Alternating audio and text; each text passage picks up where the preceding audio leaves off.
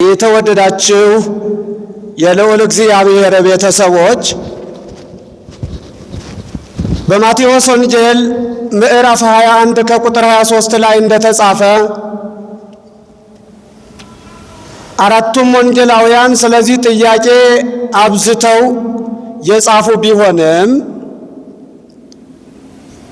አይሁድ ይህንን ጥያቄ ለመድኃኒታችን ለኢየሱስ ክርስቶስ ያቀረቡበት ምክንያታቸው አስቀድመው በትናንትናው ዕለት መድኃኔ ዓለም ክርስቶስ በቤተ መቅደስ ገብቶ በቤተ መቅደስ እየተከናወነ ያለውን በደል ያለውን ኃጢአት ተመልክቶ እነሆ የካህናት አለቆችና የሕዝቡ ሹማምንት በህብረት ሆነው ቤተ መቅደሱን መሸጫ መለወጫ የወንበዴ ቀማኛ ቦታ አድርገው ተመልክቶ ቤቴ የጸሎት ቤት ይባላል እንጂ የሌባ የቀማኛ የወንበዴ ቤት አይደለም፣ እናንተ ቤቴን የሻጭ ለዋጭ ቤት አደረጋችሁት በማለት በጅራፍ ገርፎ በትናንትናው ዕለት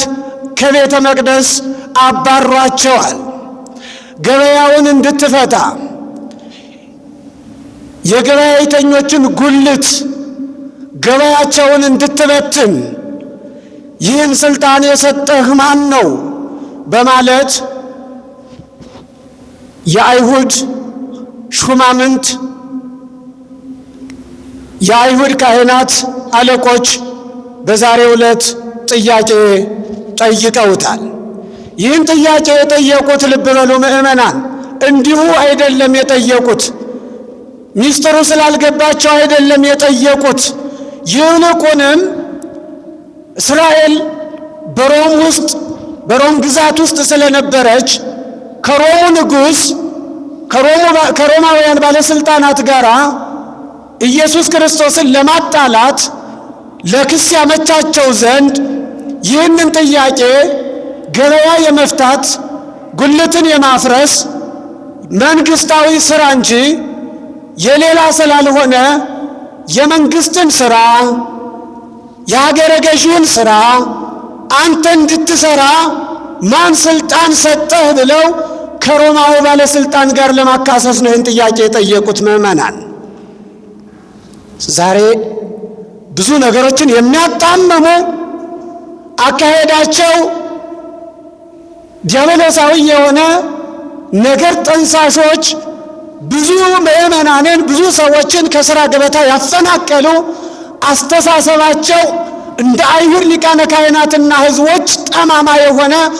ብዙ ከሳሾች አሉ። ከክፉ ከሳሹ ከዲያብሎስ እግዚአብሔር ይሰውረን።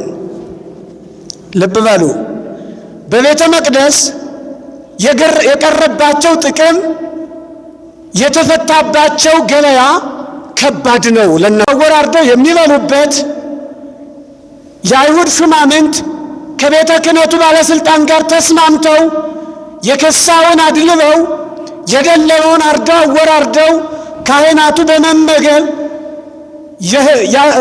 የአይሁድ ሕዝቦች ደግሞ በመሸጥ በመተባበር ቤተ መንግስቱን ገበያ ማዕከል አድርገውት ነበረ። ይህ ጥቅም ስለተቋረጠባቸው የሚያሸንፉበትን ይሹ ነበረ፣ የሚከሱበትን ይፈልጉ ነበረ፣ የሚያሸንፉበትን የሚያሳስሩበትን የሚያሰቅሉበትን የሚያስይዙበትን የሚያሳስሩበትን መንገድ ይሹ ይፈልጉ ነበረ። ብዙ ጊዜ ፈልገውት ነበረ፣ ግን አልያዙትም። አስቀድመውም በማርቆስ ወንጌል ምዕራፍ 12 ቁጥር 12 ላይ ተመልከቱ። አይሁድ ወደ ኢየሱስ ክርስቶስ ቀርበው ጥያቄ ጠይቀውት ነበረ። ምን ብለው ጠየቁት? ምን ብለው ነው የጠየቁት? መምህር፣ ለሰው ሁሉ የማታዳላ ፊት አይተህ የማታዳላ እውነተኛ ፈራጅ ነህ አንተ። በእውነት ለቄሳር ግብር መክፈል ግድ ነውን? ይገባልን ወይንስ አይገባም? እንክፈልን ወይንስ አንክፈል የሚል ጥያቄ ጠይቀውት ነበረ። ይህም ጥያቄ ከጀርባው ነገር ይዞ የመጣ ጥያቄ ነው። ክርስቶስን ከቄሳር ጋር ለማጣላት ሆን ተብሎ የተደረገ ነው። አንዳንድ ነገረ ሰሪዎች አሉ፣ በሬ ወለደ ብለው የሚያወሩ ሰዎችን ከሰዎች ጋር የሚያጋጩ፣ በነገረ ሥራ ሰዎችን ከሰዎች ጋር በማጣላት እድሜ ልካቸውን የሚኖሩ አምላካቸውን የረሱ ሆዳቸው አምላካቸው ክብራቸው ኖራቸው የሆነ በዚህ ዘመን አሉ። አሁን ለሕዝብ ብሎ የሚሰራ የለም። ለቤተ ክርስቲያን ብሎ የሚሰራ እየጠፋ እየመነመነ ነው። ኢየሱስ ክርስቶስ እንዲህ ብሎ መልስ ሰጣቸው። ሳንቲሟን አምጡልኝ አላቸው። ሳንቲሟን አመጡለት። ጽሑፉ ምን ይላል አላቸው። ቄሳር ይላል አሉት። ሳንቲሙ ዘውድና ጎፈር እንደምንለው ሳንቲም ቄሳር የሚል ጽሑፍ አለው በአንድ በኩል የእግዚአብሔር ምስል አለው። በሉ አላቸው። የቄሳርን ለቄሳር የእግዚአብሔርን ለእግዚአብሔር ስጡ አላቸው። ጥያቄያቸውን አከሰመባቸው። የእኛ መልአክ ይሄ ነው። የአይሁድ ካህናትም ጥቅማቸው የተነካባቸው ተንሰፈሰፉና ወጥመድ አገኘን ብለው ኢየሱስ ክርስቶስን ሊያካስሱት ጥያቄ ያቀረቡለት። እርሱ ግን ጠማማ ሐሳባቸውን አስቀድሞ የሚያውቅ ነውና እንዲህ ብሎ ጥያቄ ጠየቃቸው። ክብርና ምስጋና ለአምላካችን ይሁን። አስቀድሞ በመንፈቅ የሚበልጠው ከእርሱ በፊት መንገድ ጠራጊ የሆነው መጥምቀ መለኮት ቅዱስ ዮሐንስን የዮሐንስ ጥምቀት ከሰማይ ወይንስ ከምድር ነው ብሎ ጠየቃቸው። ተጨነቁ፣ አሰቡ፣ ተነጋገሩ፣ አወጡ፣ አወረዱ። እንዲህ ብለው መለሱለት። ከሰማይ ነው ብንለው ለምን አላመናችሁበትም ይለናል። ከምድር ነው ብንለው ሕዝቡ ዮሐንስን እንደ ነቢይ ይወዱታል፣ እንደ መምህር ያከብሩታል። ስለዚህ ሕዝቡ ይጣላናል፣ ሕዝቡ ይወግረናል፣ ሕዝቡ እኛን ይቃወመናል። ስለዚህ ምን እንበለው አሉ። አናውቅም እንበለው አሉ። አናውቅም ከወዴት እንደሆነ አሉት። እርሱም እንዲህ አላቸው፣ እኔም በማን ስልጣን እንደማደርግ እንደምሰራ አልነግራችሁም አላቸው። ጥቅም ክፉ ነው። ሆድ ሲገዛን ክፉ ነው። ሆድ ነው የሚታየን። ስጋዊ ክብር ሲገዛን መንፈሳዊ ክብር አይታየንም። ስጋዊ ጥቅም ሲታየን መንፈሳዊ እይታችን ይጨፈናል። አስተሳሰባችን ሰማያዊ ሳይሆን አስተሳሰባችን ምድራዊ ላይ ሆኖ ፎቆችን፣ መኪናዎችን በመደርደር አይምሯችን ይወጠራል። ሰማያዊውን ሕይወት ማሰብ እናቆማለን። ኢየሱስ ክርስቶስ የከፈለልንን እንረሳለን። አይሁድ እግዚአብሔር የሰጣቸውን እድል ረሱ። የነቢያትን ትንቢት ረሱ። የነቢያትን ስብከት ረሱ። የዮሐንስን ጥምቀት፣ የዮሐንስን ስብከት ረሱ። ኢየሱስ ክርስቶስ አዳኝ አምላክ መሲህ መሆኑን እያወቁ ጥቅማቸው ዓይናቸውን አወረው። እግዚአብሔር ጥቅም ከሚገዛን በጥቅም ከመገዛት ለስጋዊ ፈቃድ ከመገዛት እግዚአብሔር ይሰውረን ክርስቲያኖች። እሱማ ነግሯቸዋል። የማቴዎስ ወንጌል ምዕራፍ 28 ቁጥር 18 ላይ ስታነቡ ሐዋርያትን ወደ አጽናፈ ዓለም ከዓለም ጫፍ ወደ ዓለም ጫፍ ሂዱ ብሎ ከማሰናበቱ በፊት በሰማይም በምድርም ስልጣን ሙሉ ስልጣን ተሰጠኝ በማለት እናንተም በሰማይም በምድርም ሙሉ ስልጣን ሰጥቻችኋለሁ በማለት የተናገረውን ሰምተው ነበር አይሁድ። ዛሬ የእግዚአብሔርን ቃል የሚሰሙ ጆሮዎች ብዙዎች ናቸው። ሰምተው የተለወጡ ጥቂቶች ናቸው። ከተማውን ያጨናነቀው ዛሬ ብዙ ሕዝብ አለ፣ ለስሙ ግን ክርስቲያን ነው። በዚህ ሳምንት ጌታችን መድኃኒታችን ኢየሱስ ክርስቶስ በቤተ መቅደስ ረጅም ትምህርት ያስተማረበት ሳምንት ነው። መከራው፣ ሕማሙ፣ ስቃዩ የሚነገርበት ሳምንት ነው። በዚህ ሳምንት እንኳን ከዓመት እስከ ዓመት 300 ምናምን ቀናት እየሰራን ይችን ሳምንት ለክርስቶስ መስጠት፣ ለነፍሳችን መስጠት አቃተን። እስካሁን የጸናነው ትንሾች ነን። አብዛኞቻችንም እነዚህ ጨጓራችን እየረበሸን ይሆናል። ለእግዚአብሔር የምንሰጠውን ጊዜ ክርስቲያኖች በጸጋ እንስጠው። ነፍሳችን ትለመልምበታለች፣ ነፍሳችን ትከብርበታለች። የእግዚአብሔርን ቃል እንስማው። አምላካችን መድኃኒታችን ኢየሱስ ክርስቶስ በዛሬው ዕለት የክፉዎችን ጥያቄ ድል የነሳበት ዕለት ነው። በትናንትናው ዕለት እንደተማርነው ቤተ መቅደሱን አጽድቷል፣ ቤተ መቅደሱን አንጽቷል። አስቀድመው በቤተ መቅደስ ያባረሩት ጌታ በድጋሜ ደግሞ እርሱ በተራው ጅራፍ አበጅቶ አባረራቸው። ካባረራቸው በኋላ አመናቸው፣ ረፍት ነሳቸው። ሆዳቸው ክብራቸው ረፍት ነሳቸው። ጥያቄ ይዘውለት መጡ። ጥያቄውንም በጥያቄ መለሰላቸው። አፈሩ፣ ተዋረዱ።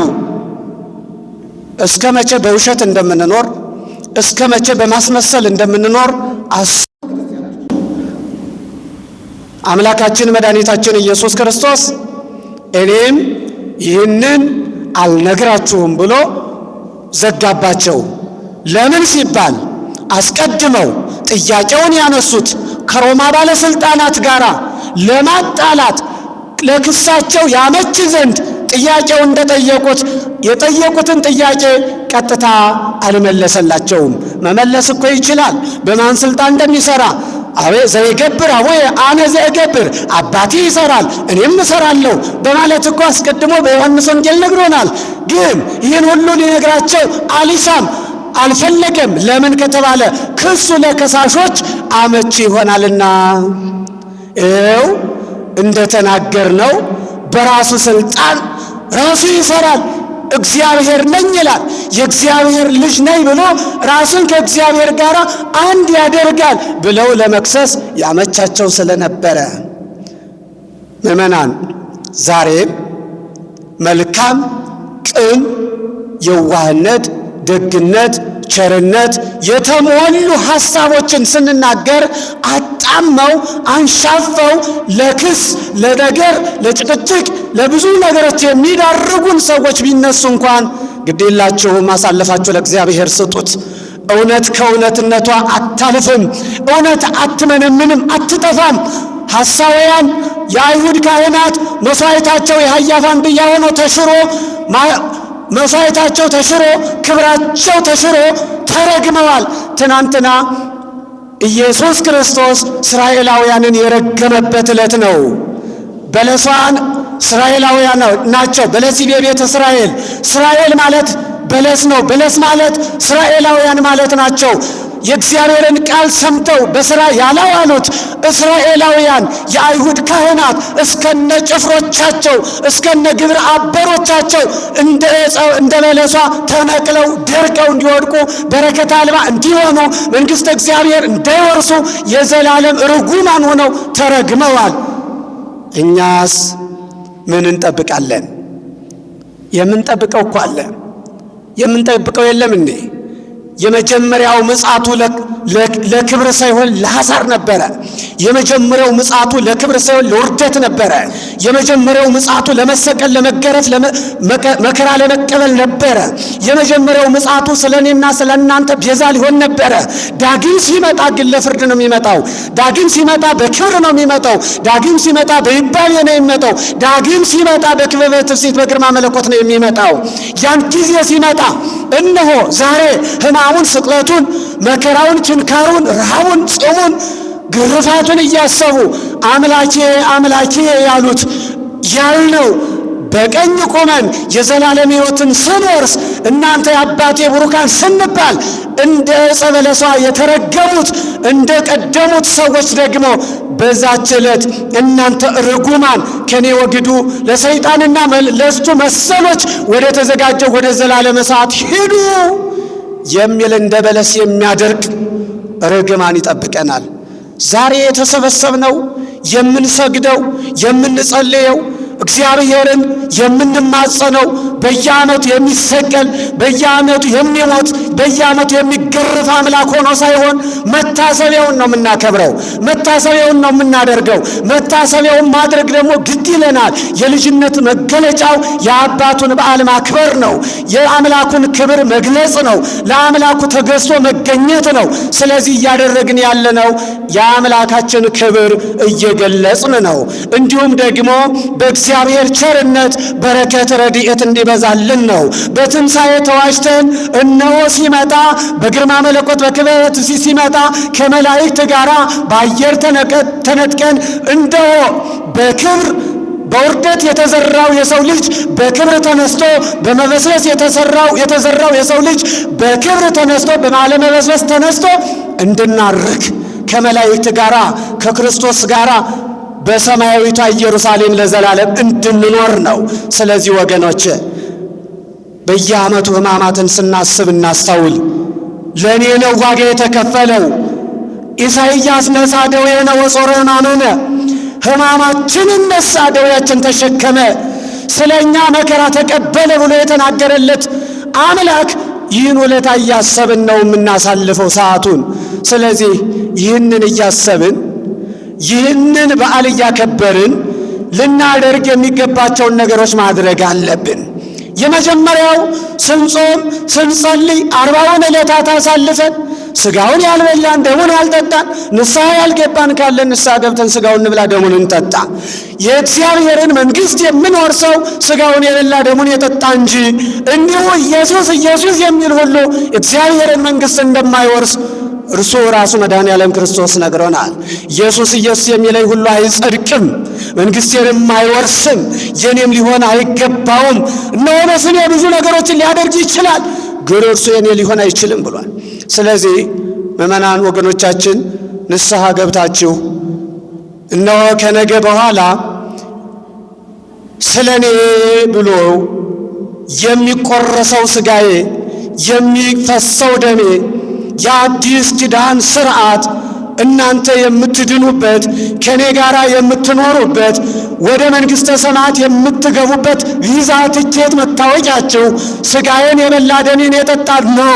ሥጋዬን ብሉ ደሜን ጠጡ፣ የዘላለም ሕይወት ታገኛላችሁ፣ ከሞት ወደ ሕይወት ትሻገራላችሁ፣ እኔ ከእናንተ ጋር እኖራለሁ እናንተም ከኔ ጋር ትኖራላችሁ ብሎናልና ይህን በማሰብ ሥጋውን ለመብላት ደሙን ለመጠጣት የበቃን ያድርገን። ይህን በማን ሥልጣን ታደርጋለህ ብለው ጥያቄ ያቀረቡበት ዕለትን ታሪኩ ሰፊ ነው።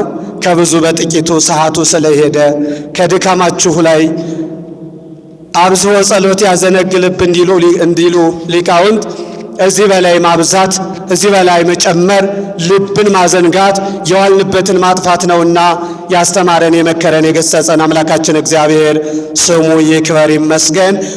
መምህራችን ቃለ ሕይወት ያሰማልን፣ ቃለ ሕይወት ያሰማልን፣ የአገልግሎት ዘመናቸውን ያርዝምልን።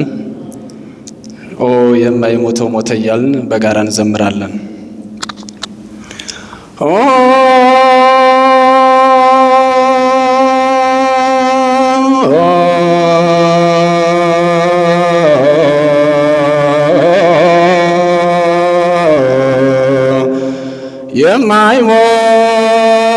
የማይሞተው ሞተ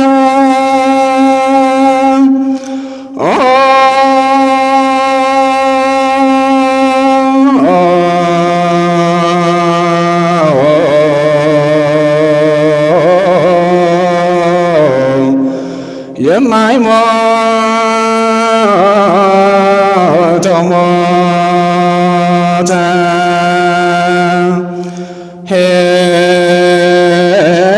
ሄደ ቀራንዮ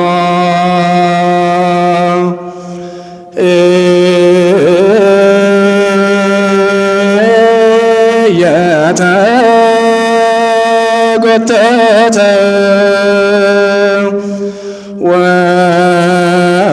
ወድቆ የተነሳ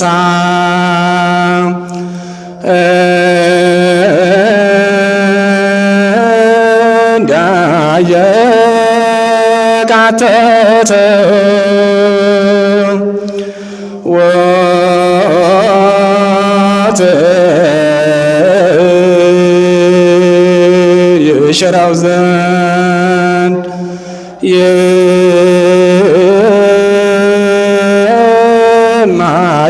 የማይሞተው ሞተ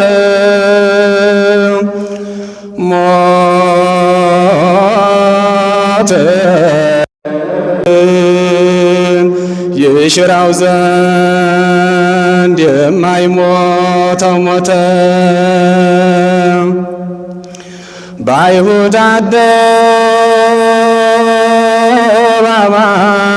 አደባባይ ፍርድ ተንጋደደ ወንበዴ ተለቆ ንጹሕ በግ ታረደ የማይሞተው ሞተ ለሰው ፍቅር ብሎ ዋለ ቀራንዮ በእንጨት ላይ ተሰቅሎ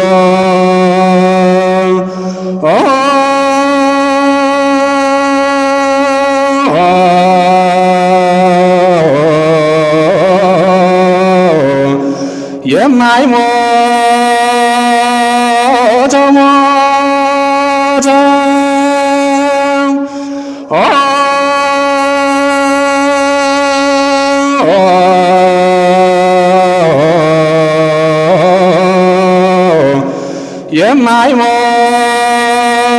የማይሞተው ሞተ ሄደ ቀራንዮ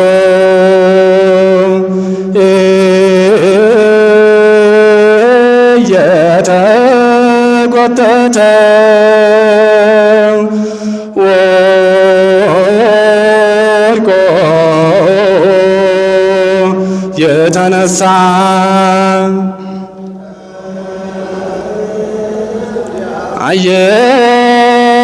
አየካተተ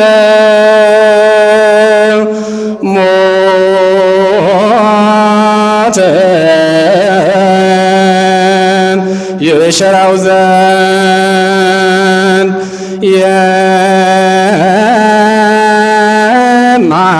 የማይሞተው ሞተ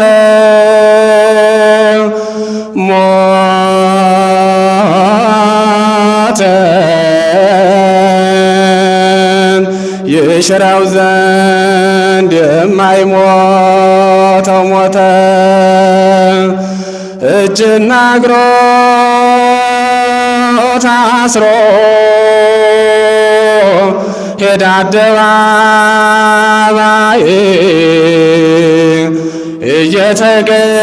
እየተገረፈ ታግሶ ስቃይ አለቀሰች ቆማ ድንግል ማርያም ተሰቅሎባት ልጇ መድኃኔ ዓለም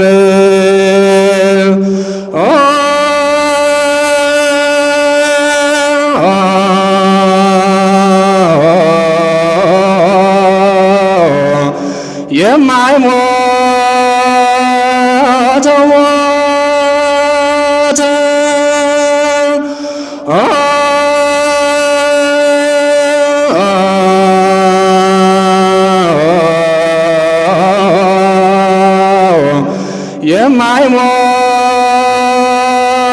የማይሞተው ሞተ ሄደ ቀራንዮ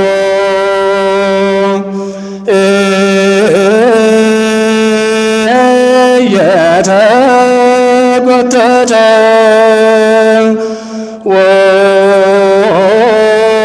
ወድቆ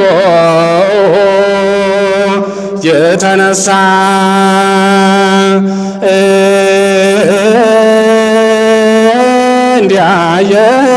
እንዲያየጋተተ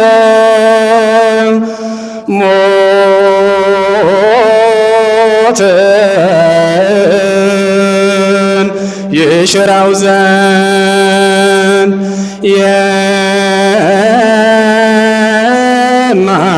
የማይሞተው ሞተ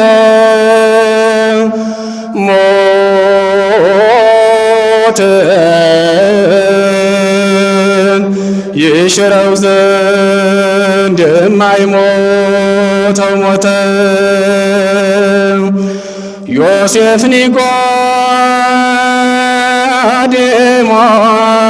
ኒቆዲሞስ ሥጋውን ለመኖር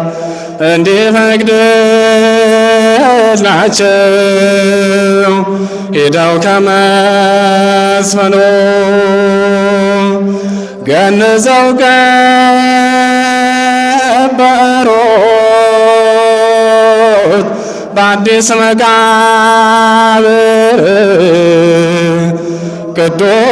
ቅዱስ ቅዱስ ቅዱስ ኃያል እያሉ በክብር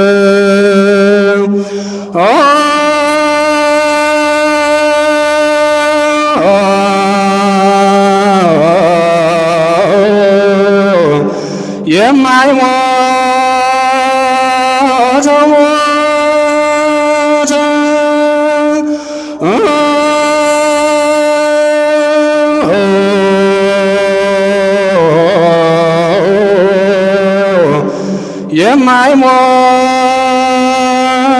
የማይሞተው ሞተ። ዝማሬያችን ይቀበልልን። ወስብሐት ለእግዚአብሔር። አምላካችን እግዚአብሔር ስሙ ይክበር ይመስገን። እንደዚህ ጸልየን ሰግደንና መስገነን በሚያምር አገልግሎት እንድንሰበሰብ ፈቃዱ የሆነ የባረከንና የቀደሰን የኃጢአታችንን ብዛት የሰውነታችንን ክፋት ያልተመለከተ የአባቶቻችን አምላክ የሁላችን አምላክ ቅዱስ እግዚአብሔር ስሙ ይክበር ይመስገን። እናታችን እመቤታችን ወላዲተ አምላክ በመስቀል ስር ሆና ስለኛ የምታነባ የአደራ እናታችን ስሟ ይክበር ይመስገን። በእውነት የሰማዕቷ የቅድስት አርሴማ ቃል ኪዳን ከኛ ጋር ይሁን። በሰላም ወደ የቤታችሁ ገብታችሁ በቤታችሁ በረከትና ረድኤት ፍቅርና ሰላም ይጠብቃችሁ። መንገዳችሁ ሁሉ የተቃና ይሁን። በመንገዳችሁ ሁሉ መልአከ እግዚአብሔር ቀድሞ ይሄድላችሁ። አምላካችን እግዚአብሔር ደግሞም ሌሊቱን በሰላም አድረን ነገን ደግሞ በብርሃን ተመላልሰን ስሙን ለመቀደስ ክብሩን ለመውረስ ያብቃን። ወደ የቤታችሁ በሰላም ያግባችሁ።